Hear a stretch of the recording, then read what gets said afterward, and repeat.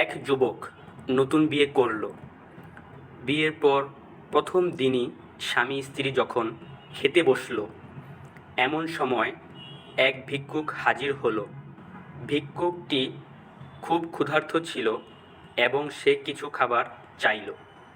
স্বামী খুব রাগান্বিত হলো এবং ভিক্ষুকটিকে অকট্য ভাষায় গালমন্দ ও অপমান করে তাড়িয়ে দিল। অসহায় ভিক্ষুক চলে গেল। কিছুদিন পর স্বামী স্ত্রীর মাঝে ঝগড়া হলো।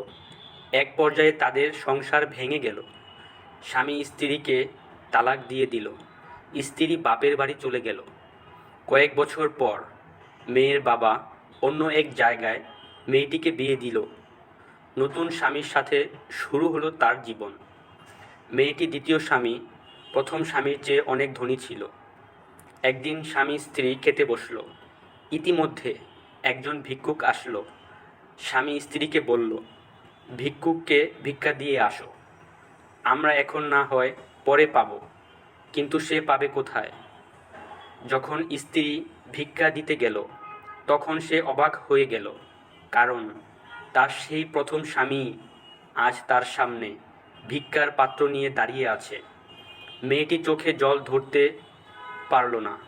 মেয়েটি তার দ্বিতীয় স্বামীকে বলল, আমি আপনাকে আজ একটি আশ্চর্য ঘটনা শোনাব। তারপর মেয়েটি তার প্রথম স্বামীর সাথে ঘটে যাওয়া ঘটনাটি বলে দিল। তখন দ্বিতীয় স্বামী চোখের জল ছেড়ে দিয়ে বলল, আমি তোমাকে এর চাইতেও আশ্চর্য ঘটনা শোনাব। তুমি হয়তো শুনে অবাক হয়ে যাবে।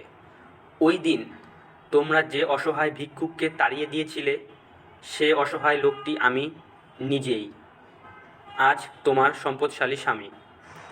এটা থেকে আমরা শিক্ষা পাই, মহান আল্লাহ তাআলা চাইলে মানুষকে মুহূর্তের মধ্যেই গরিব থেকে ধনী আর ধনী থেকে গরিব বানিয়ে দিতে পারে।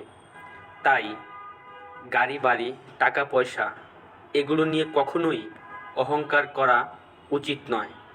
ভিডিওটি ভালো লাগলে অবশ্যই সাবস্ক্রাইব এবং শেয়ার করে দিবেন।